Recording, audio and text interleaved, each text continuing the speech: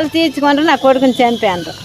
ఏం న్యాయం చేసిందో మా బిల్లు కట్టనేదా, లేకపోతే అతను నమ్మినాము, మందులు అందించినాము, బిల్లు కట్టించినాము.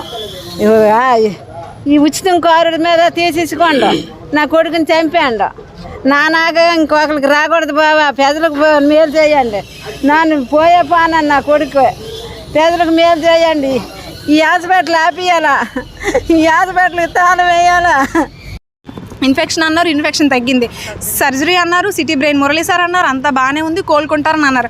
సడన్గా చనిపోయారని అంటే మేము ఏం చేస్తాం సార్? అసలు ఎందుకు చనిపోయారు? అతను ఎందుకు చనిపోయారు? చనిపోయినప్పుడు కూడా మాకు కరెక్ట్గా ఏది ఇన్ఫర్మేషన్ లేదు. మేము వెళ్ళి చూసుకున్నాక మేము అడిగితే 20 minutesలో గట్టిగా పుష్ చేసి అడిగితే చనిపోయిన వాళ్ళకి సిపిఆర్ చేస్తున్నారు.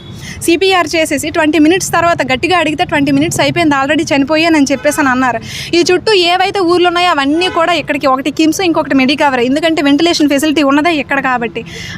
ఇప్పుడు వీళ్ళ ఫ్యామిలీకి ఏంటంటే అతనే దన్ను కాబట్టి కష్టమైన నష్టమైన ఏదైనా తల